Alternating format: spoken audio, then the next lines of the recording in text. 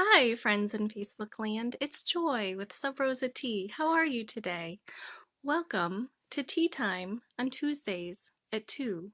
I hope that every week you will join me by steeping a cup of tea or making a cup of matcha and joining me live here on our Rosa Tea page as I go live at 2 o'clock on Tuesdays to have a little tea chat with you. So thank you for joining me today. For those of you who don't know, for the past couple of years now, we have been selling loose leaf tea. We've been in business now since 2012. We have 80 flavors of organically grown loose leaf tea. And in February, we increased our line to include blooming tea. And last week, if you didn't see, we increased our line to include matcha. So I wanted to take today's tea time on Tuesday to talk all things matcha. So bear with me, even if you've never had matcha or you don't like matcha or you think matcha just isn't for you, please stay with me because I'm going to give you a lot of information, a suggestion, and a tip about matcha that's going to blow your mind. If you're watching, please give me some love down there, okay? Click the like button or love. Tell me where you're from, and I'd love to know, what are you sipping on while you watch our Tea Time on Tuesday video? What are you sipping on today? So let's just dive into matcha. Matcha is the same plant as the tea plant. I've done a lot of videos on the tea plant, so you can see other videos in an album that I've called Tea Time on Tuesdays at 2, and we talk about tea. But today we're going to talk about matcha, and there's so many misconceptions. I wanted to give you a little information. Matcha is a powder that is made from the tea plant. The tea plant is grown a little differently. It's grown in a very specific region, and what they do technically is they throw a net over it to deprive the plant of sunlight. This makes the plant work extra hard to produce chlorophyll. And most of you know by now that matcha powder is a very bright green and grassy color, and it's designed that way, but that's how it grows. I don't want you to think that it's a chemical process. It's not dyed, it's not colored, it's nothing artificial in any way. It literally is a natural process that the tea plant is producing more chlorophyll, and the more chlorophyll, the better. And I'm going to tell you why. So technically, what they do after the matcha tea plant is grown, it is stripped of its stems and veins and ground into a powder. That's really simplified. It's more complicated than that, but matcha is always sold as powder, and you should be looking for a very bright green color to your matcha. I kind of wanted to mention this to you just in case you thought to yourself, like maybe you were out and about and you've seen some matcha in a box or a tin sitting on a store shelf somewhere, and you take it home, and if it's not bright green, I want you to really think about consuming it, okay? And I'm going to give you a demonstration right now. Right now, I am doing my Facebook Live video with a light shining on my face, and I'm going to turn it off so you can see the difference. Hang tight. I'm going to turn off my light. Do you see now how different it is without that light? There's still an overhead light in the room that I'm in, but the light isn't shining on my face, and there's a big difference. Right now, friends, guess what? I'm wearing a ton of makeup. If I didn't have makeup on, you would really think I was tired and worn out and dingy. Color actually makes a huge difference in the quality of your matcha. I can barely stand to look at myself without the light on, so I'm turning it back on, okay? So I want you to remember this demonstration. And think about it, that if you find matcha that isn't bright green, really consider how the quality of it, okay? I want you to really think about that. Our company is small enough that we are going to be turning over matcha in a very quick manner. I will always keep it fresh, and if it's not in our inventory, I guarantee we're working on getting more. But I want you to know that that is more my goal, to make it really super fresh for you. The brighter the color of green, it has more amino acids, which is actually healthier for you. That's what you want. That's the whole reason why we're consuming the tea plant to begin with, and why matcha might be a really fabulous idea for you to add it to your lifestyle. Something for you to think about. You know, when we were in school and they had that little food pyramid and they told you that you're supposed to eat a ton of fruits and vegetables, do you? Do you really? Be honest with yourself. Honestly, if you're really not eating a lot or enough fruits and vegetables, the chlorophyll in matcha might be a nice addition to your diet. Don't take my word for it. Please connect with a medical professional. A registered dietitian would be a great asset to have on your team to decide if matcha is something you want to add to your lifestyle. I know matcha can be bitter at times. It's the whole leaf, and like I said, it's bitter on purpose because of all the amino acids. If it's not bitter, again, I'm kind of questioning the quality and the fabulous health benefits that you're going to get from that matcha. So making it bitter isn't really necessarily a bad thing. You're going to start, since so many of you just recently bought matcha from us, you're going to be receiving it soon. I encourage you to start with maybe just a half a teaspoon.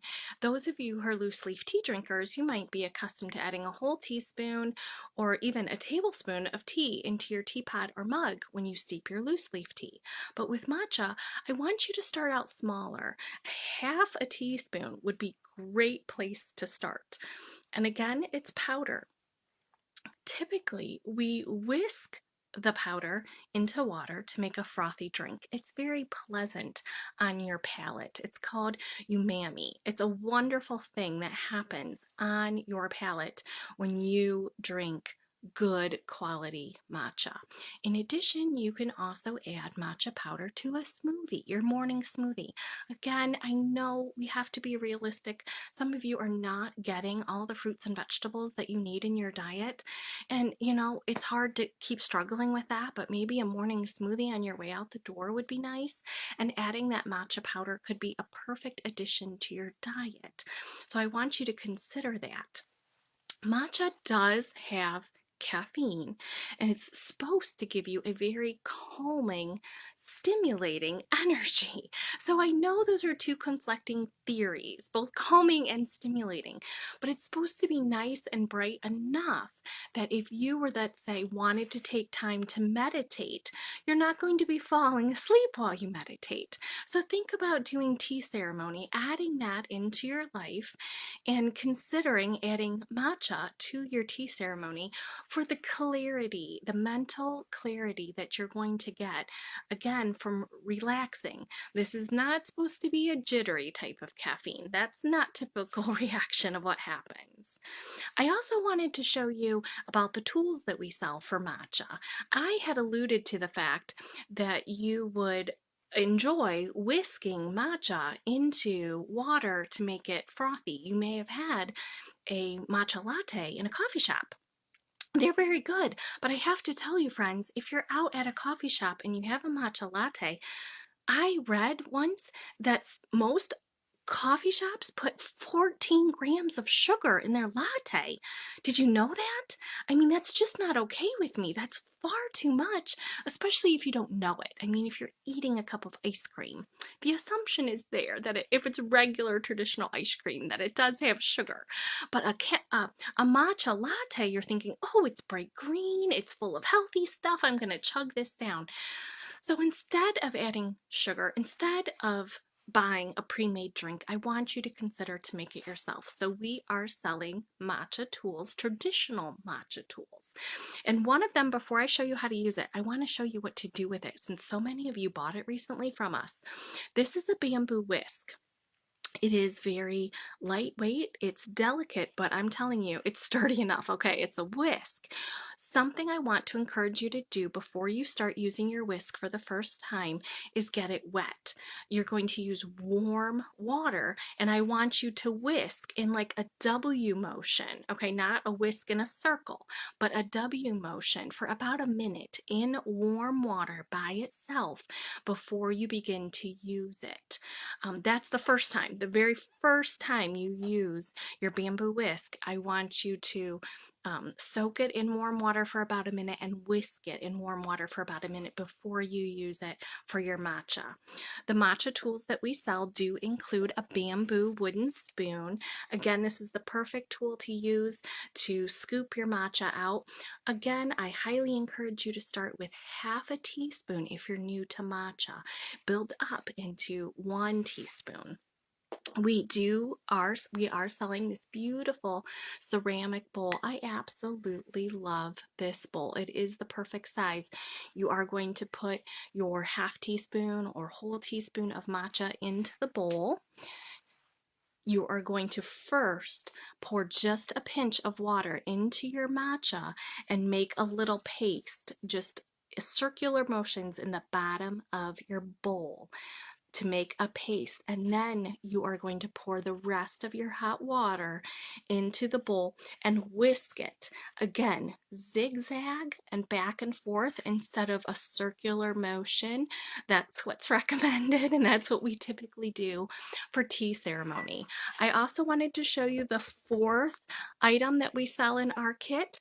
This is ceramic, and it is your whisk holder. Okay, when you are done with your tea ceremony and you've made your matcha latte, rinse this out, shake it off, and you're going to store it here, my friends. Okay, this is where you're going to store your bamboo whisk so it doesn't lose its shape and integrity. That's what it's for. So again, this is made out of ceramic, all 4 pieces, extremely easy to clean, easy to use. I just wanted to make sure you knew how to use them. Because you've waited all the way to the end of the video, are you ready? I promised you a mind-blowing tip.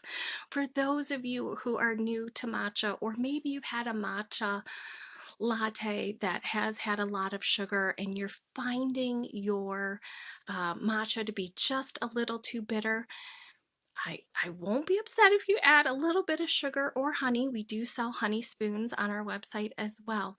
But you know, my big tip is, friends, use tea instead of water. Absolutely. You're going to want to use hot tea if you're going to make a latte. Hot tea is going to work best. So steep yourself your favorite loose leaf tea. Today, I made myself a matcha latte with blood orange mango green tea. Fabulous. So good. So I steeped my tea first in my teapot, and if you didn't know, our teapots keep your tea hot for 2 hours. You keep the lid down. As long as you temper that teapot before you make the tea. 2 hours, friends. Seriously, okay? So I made my tea first. I got my matcha ready. And then instead of pouring water and whisking it in, I used the steeped tea and I whisked it right into the matcha powder, and it was over the top fabulous. I was not compelled to add sugar or any sort of sweetener to my latte. It was awesome. Also, again, another tip, go ahead and add that matcha powder to your morning smoothie, whatever you've got your smoothie in. And over on our top shelf Facebook group, I will be posting recipes using matcha powder. I love matcha with peach. I have got at least a dozen recipes that I'm going to share with you in our top shelf Facebook group. So if you haven't joined that, make sure you do, okay? We're going to post tons of recipes there for matcha lattes. You can bake with it. You can make cocktails with it. All kinds of good stuff. So definitely join us in the group. And again, thank you for watching today's video on matcha. I really appreciate your time. If you like watching our videos, please watch some more. Again, give us a shout out, a like, a little heart, a comment, and a share would be really appreciated as we try to introduce more people to what we are passionate about, tea. Thank you, friends. Have a great week. Bye-bye.